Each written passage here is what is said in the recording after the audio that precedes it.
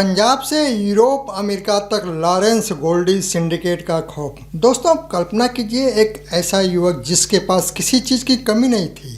संपन्न परिवार, अच्छी शिक्षा, प्रतिष्ठित कॉलेज और कानून की पढ़ाई, लेकिन उसने अदालत की दलीलों का रास्ता नहीं बल्कि बंदूक, गैंग और संगठित अपराध का रास्ता चुना। नमस्कार, मैं आर्यन सिंह, आप देख रहे हैं न्यूज़ डंका। न्यूज़ डंका में आपका स्वागत है।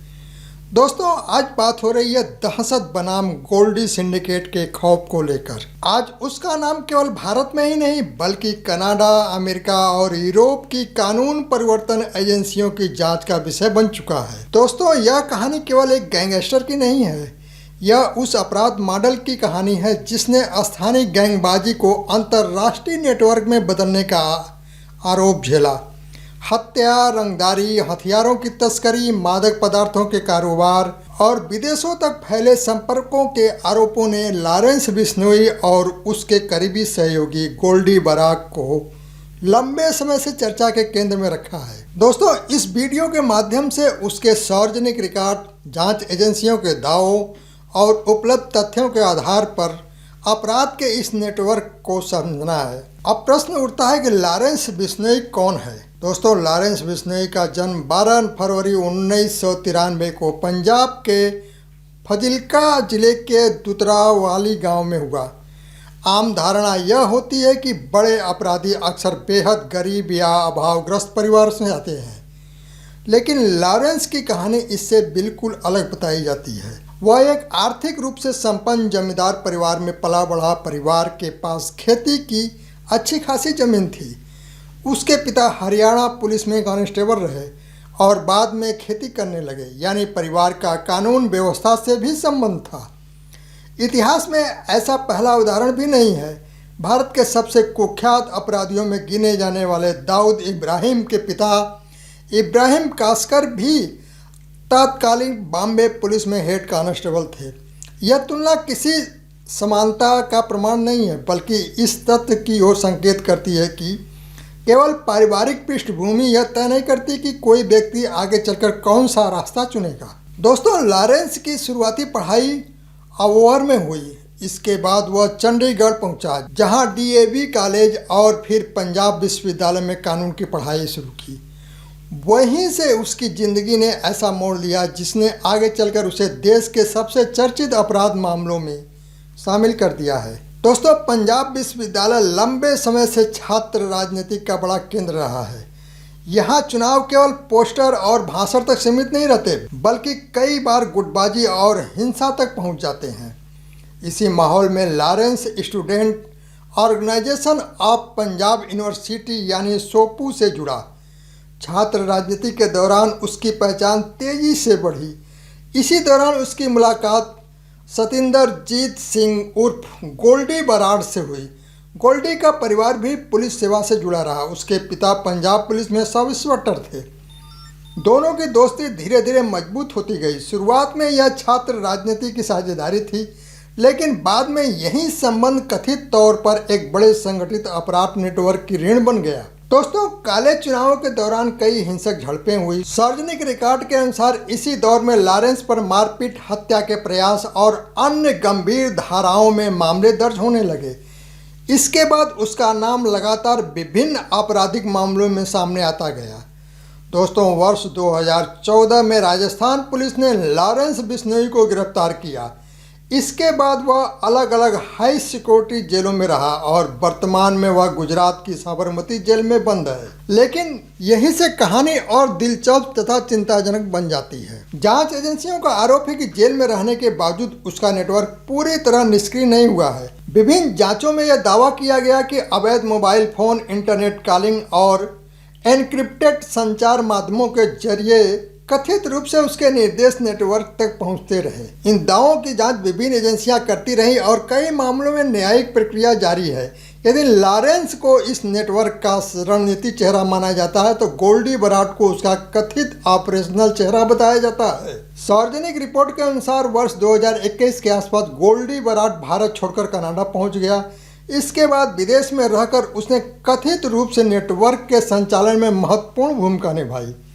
भारतीय और विदेशी जांच एजेंसियों के अनुसार शूटरों की भर्ती संपर्कों का विस्तार, कथित रंगधारी विदेशों में मौजूद सहयोगियों से समन्वय और नेटवर्क के कई ऑपरेशन विदेश से संचालित किए जाने के आरोप गोल्डी बराड पर लगाए गए हैं। दोस्तों, पारंपरिक गैंग आमतौर पर एक शहर या एक राज्य तक सीमित रहते हैं, लेकिन जांच एजेंसियों के अनुसार लॉरेंस गोल्डी मॉडल अलग था। आरोप है कि इस नेटवर्क ने पंजाब, हरियाणा, दिल्ली, राजस्थान, उत्तर प्रदेश, महाराष्ट्र सहित कई राज्यों में सक्रिय अपराधियों से संपर्क स्थापित किए। मॉडल यह था कि हर क्षेत्र में स्थानीय गैंग अपने इलाके में सक्रिय रहें, जबकि बड़े फैसले साझा समन्वय के जरिए लिए जाए।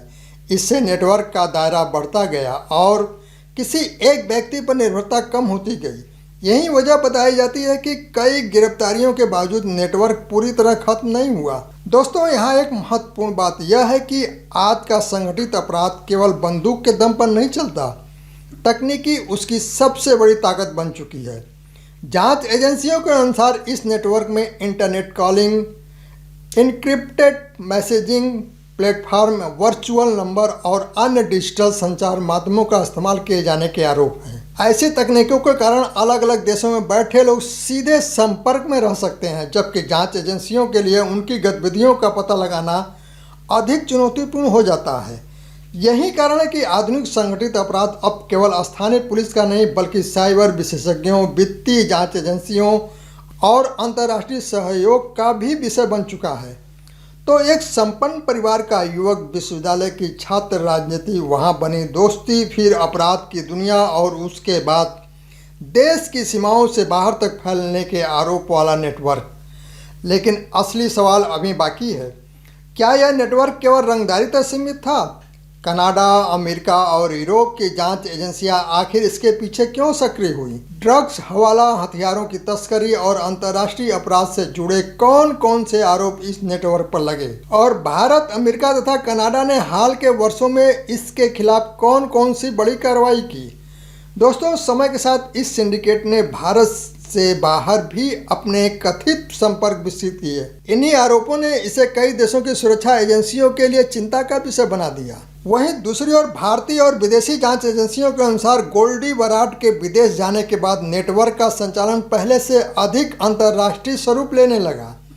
जांच में सामने आए दावों के मुताबिक कनाडा, अमेरिका, ब्रिटेन, संयुक्त अरब अमीरात और यूरोप के कुछ देशों में मौजूद सहयोगियों के माध्यम से कथित तौर पर नेटवर्क ने अपने संपर्क मजबूत किए। ध्यान देने वाली बात यह है कि इन दावों की जांच कई देशों में अलग अलग एजेंसियां कर रही हैं और अनेक मामले अभी न्यायालयों में लंबित है।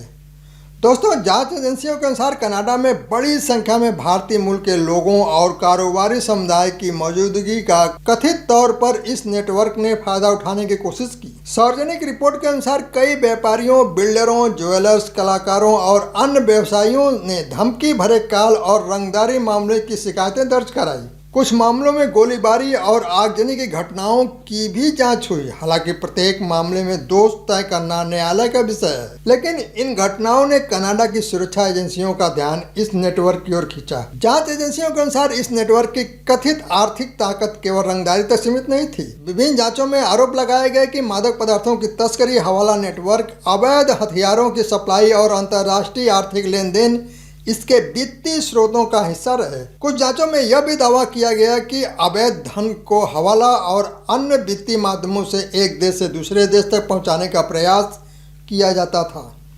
इस मामलों की जांच अभी भी विभिन्न एजेंसियां कर रही हैं। वहीं दूसरी ओर जांच एजेंसियों के अनुसार आधुनिक संगठित अपराध में encrypted messaging app, internet calling, virtual number और अन्य डिजिटल संचार माध्यमों का इस्तेमाल कथित रूप से किया जाता है। ऐसी तकनीकों के कारण अलग अलग देशों में बैठे लोग संपर्क बनाए रख सकते हैं, जबकि जांच एजेंसियों के सामने उनकी पहचान और गतिविधियों का पता लगाना अधिक चुनौतीपूर्ण हो जाता है। इसी वजह से साइबर फॉरेंसिक, डिजिटल निगरानी और अंतर्राष्ट्रीय सूचना साझाकरण आधुनिक अपराध जांच का महत्वपूर्ण हिस्सा बन चुके हैं। दोस्तों, हाल के कई वर्षों में कई चर्चित आपराधिक मामलों में एक नेटवर्क का नाम जांच के दौरान सामने आया।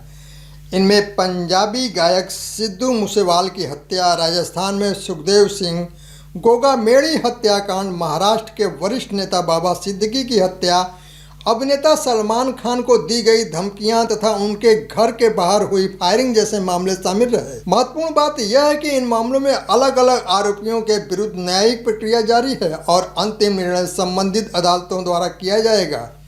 दोस्तों, समय के साथ इस नेटवर्क के खिलाफ कार्रवाई का दायरा भी बढ़ता गया।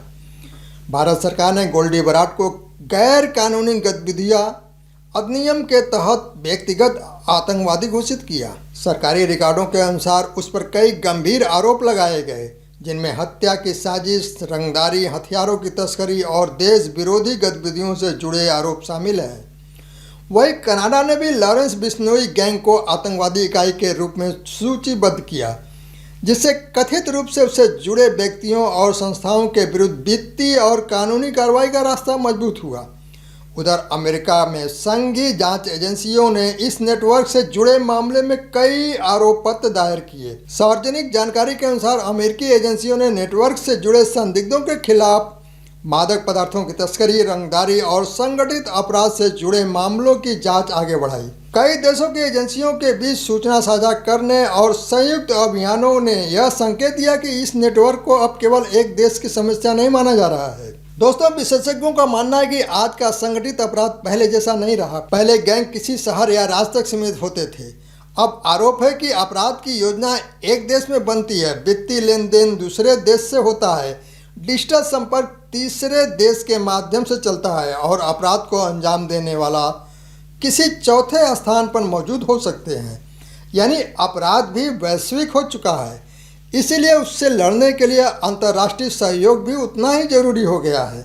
लॉरेंस बिश्नोई और गोल्डी बराड की कहानी केवल दो व्यक्तियों की कहानी नहीं है, यह उस दौर की कहानी है जिसमें सोशल मीडिया, इनक्रिप्टेड तकनीकी, अंतर्राष्ट्रीय वित्तीय नेटवर्क और सीमाओं के पार फैले संपर्कों ने संगठित अपराध के स्वरूप को पूरी तरह बदल दिया। लेकिन यह भी उतना ही सच है, कानून का दायरा भी लगातार विस्तृत हो रहा है।